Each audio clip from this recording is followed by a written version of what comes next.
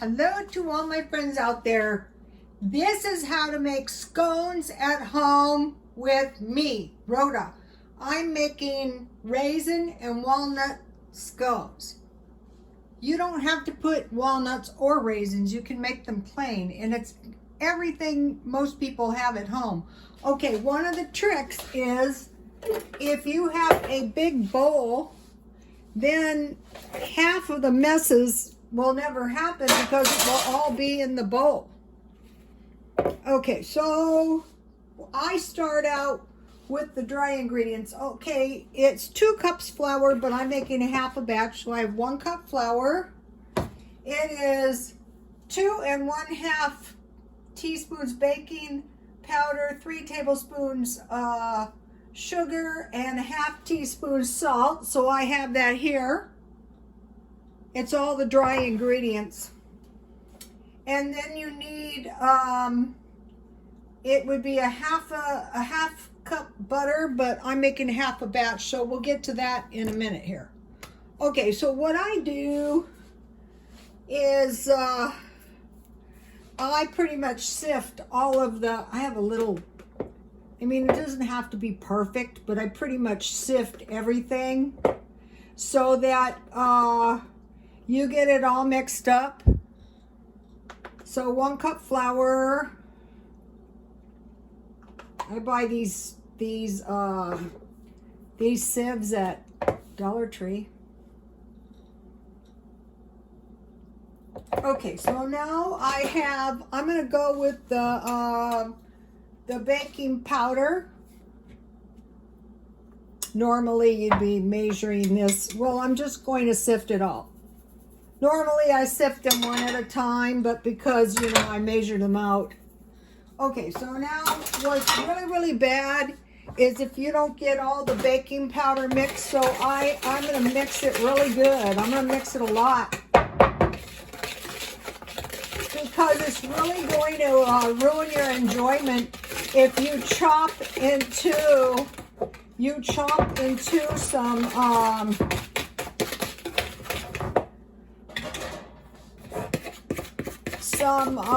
baking soda, and it can happen too.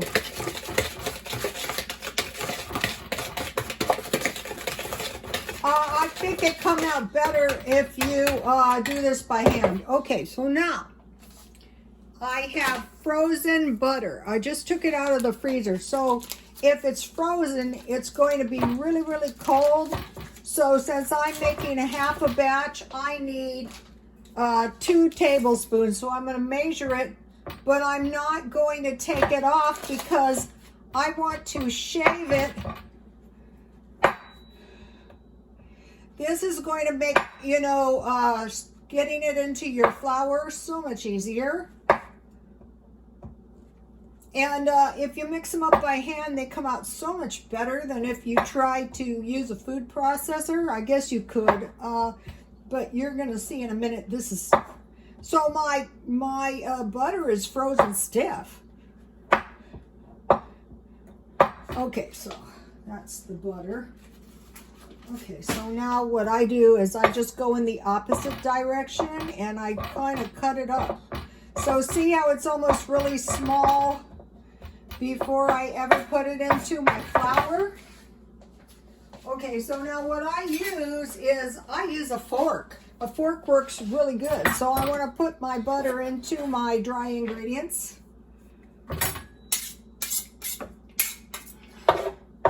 Once you get this part done, your scones are pretty much done. Scones are expensive. So what I do is I just, you know, chop it into my flour. And if you take your time and you do this part so it's all incorporated into your flour. And my big fork is like a little rake, kind of.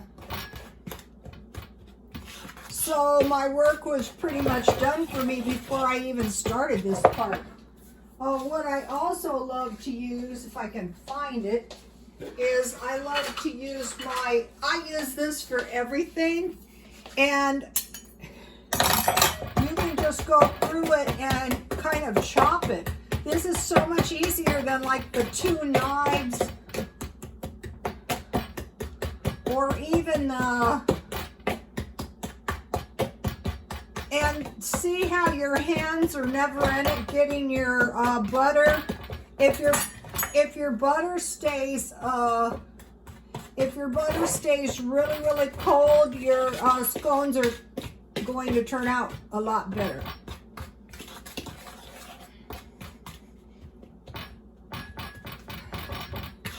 So in just a minute or two, it's all ready to go.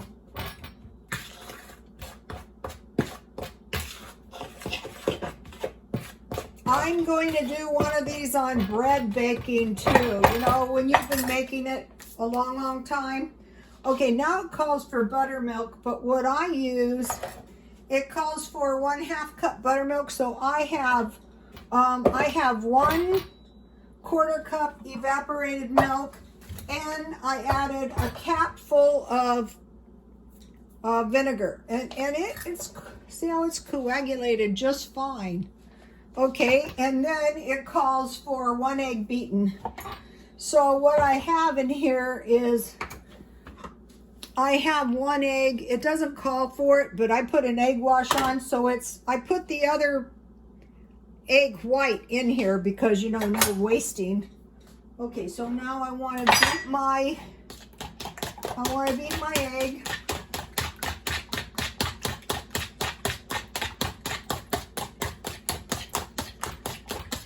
So once you guys start the stockpile, you know, you're going to be able to make all kinds of things because it's going to be in the stockpile. Okay, so here's my buttermilk. It could be, you can make your buttermilk. I'm thinking about getting some of that powdered buttermilk. I had some of that. You can see it's pretty much curdled, see? Look. Okay, so now let me check this one more time.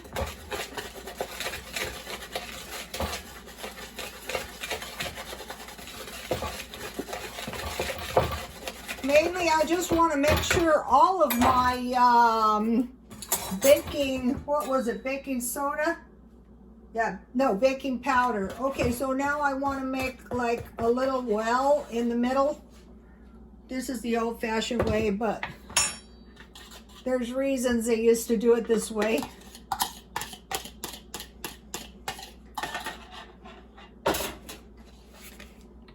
Okay, so now what I want to do really is just wet my dough.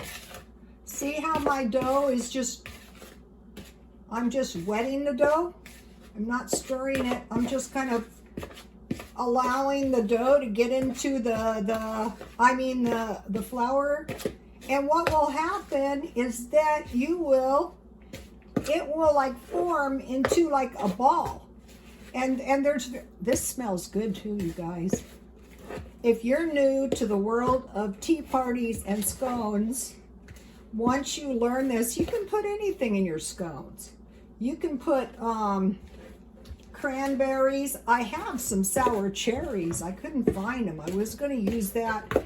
And I thought, well, why not use raisins? Because the most common scones, I think, would be raisin or plain. This is one good thing, you know, if you ever had to eat your stockpile. So if you see a little spot like this that needs a little bit more flour, just don't go overboard. You can always add more flour because I had that extra 1/2 of an egg yolk. Okay, so now it's looking really good. Okay, so for a 1/2 batch, I have a 1/2 cup raisins, and a 1/2 cup of raisins is 2 of these.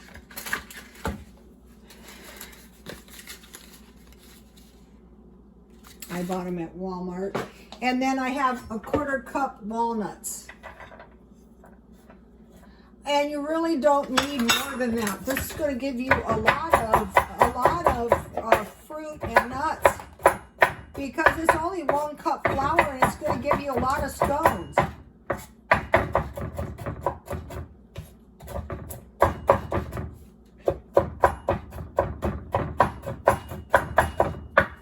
Okay, so I'm putting the nuts and the raisins.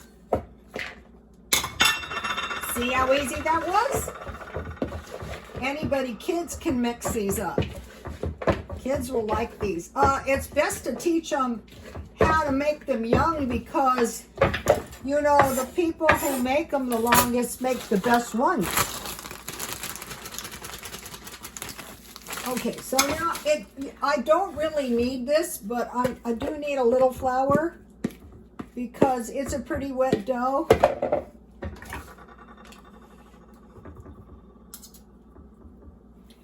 This is pretty much of a no-fail recipe.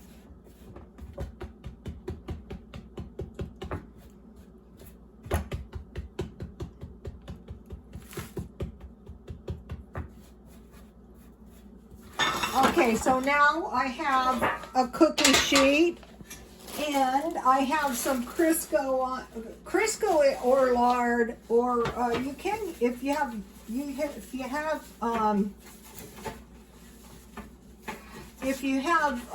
margarine, that would be good. Okay, so now I just want to move my circle over here. Now, here's my egg. These eggs are good. I bought them at grocery outlet. If you put the eggs on when it's all in one piece, it's so much easier. One egg is perfect for this. See how easy this is? You don't have to put egg wash. You can also use sugar. So then what I do is I cut it .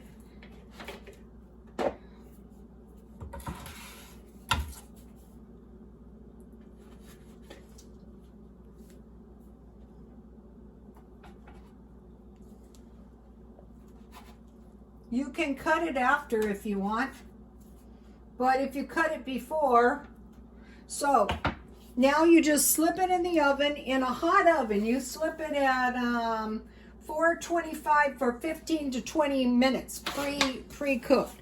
And I will give you a shot of the whole thing on the thumbnail. Okay, you guys, please like, comment, and subscribe, and God bless you all.